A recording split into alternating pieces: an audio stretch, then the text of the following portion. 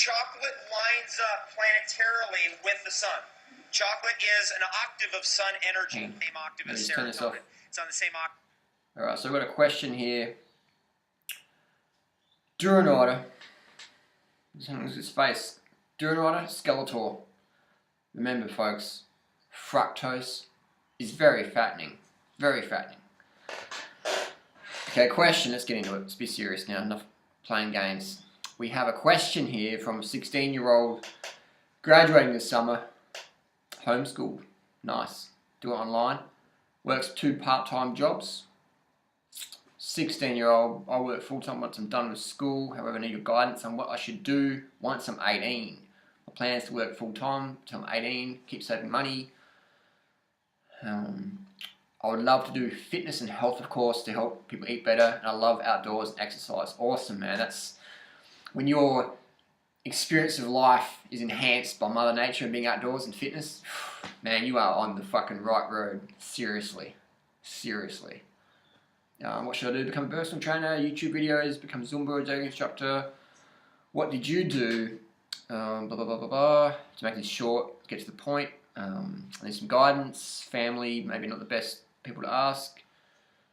Good question, good question. Now, what did I do when I was your age? 16, I was still living at home, smoking a lot of drugs, eating McDonald's, no fitness. I was actually catching a bus about a mile to school, a mile.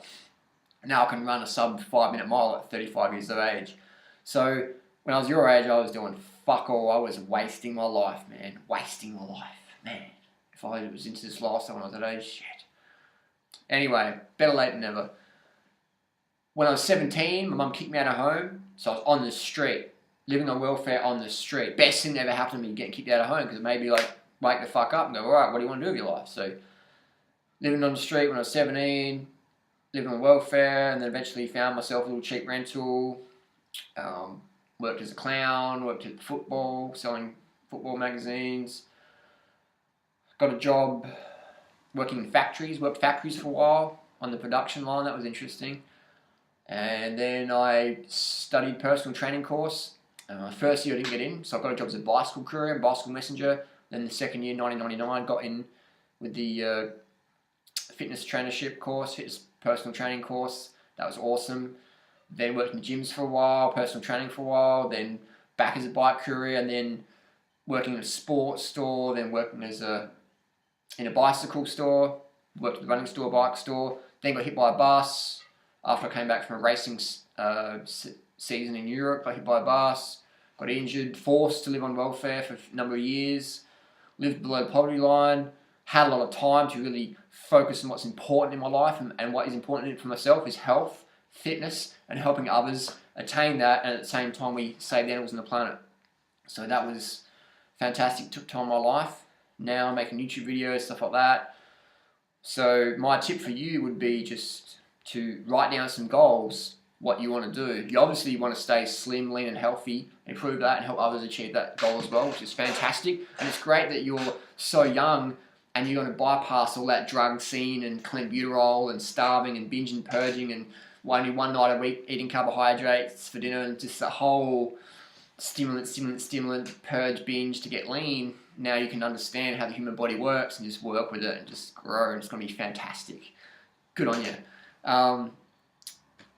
What would you do? I would just work, get a job at a fruit store, get a job at a running store, get a job at a dancing store, get a job at whatever you're passionate about. Don't do anything you're not passionate about. You might work somewhere where you're passionate and everyone else is not that passionate. Don't let that influence too much. Just use that as an experience, yeah? And just everything's a stepping stone to something else. So that's my tip, man, is just write down what you want to do and just go, how do I do that? And create an ecosystem around you of people that support that. If your family's not supportive but you're still living with them, then try and avoid causing too much conflict. Just eat, sleep, and then the rest of the time you're out of the house, okay? So avoid wasting energy with people who just don't get it. Because you can spend the rest of your life debating or arguing or trying to convince people who just never really going to get it. When it comes to living with people, the secret is, instead of bickering with them or telling them, lead by example. if you just meet someone on the street for 10 seconds, you're probably never going to see them the rest of your life. Tell them straight up how it is. But if you're living with someone, telling them straight up how it is, vocally, it can be a little bit too much in your face because you're living so close. So I say, when you're living with someone, walk your talk. And when you just meet someone for the first time or last time ever in your life, talk your walk, you know. So hopefully that makes sense. But have the goals, man. You can do anything the fuck you want to do. You're not too young, because I've been to the Philippines and I've seen, you know, kids that were maybe barely 7 years old picking up bits of tin to collect to eat. You know, kids living on the streets as little as age 7. You know, so go to India, go to Philippines, and go to places like that, and you'll see what I'm talking about. So you can volunteer with things, but just do what you're passionate about. Get into it. You know, you might get a job at a running store, and you don't like people that work there, and you go to another place and you like it better, or you go, fuck it, I'm here to do my job, I'm going to focus on that and not focus about anything else. So avoid getting caught up in other people's dramas, unless you're making YouTube videos that, you know, sort of troll it. But seriously, that would be my tip, is just have goals and only do what you want to do. And enjoy living frugally. Enjoy my haircut.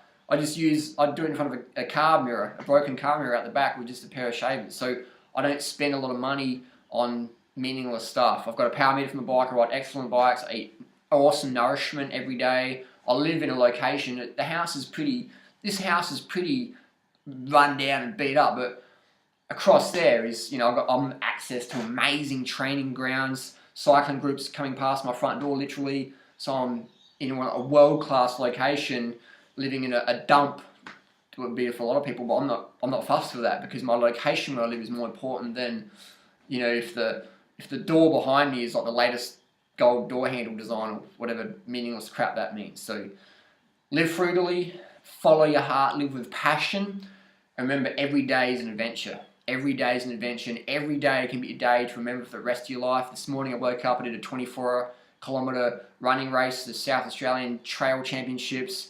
I got a massive stitch in the first kilometre, just so I was sitting third overall, stitch came in, boom, I was almost going to pull out. I'm like, no, just keep going, finish the race. There's people, you know, who are doing it and they're way behind you and they're still going to finish. So I had no excuse. I just jogged along my stitch and enjoying the fresh air.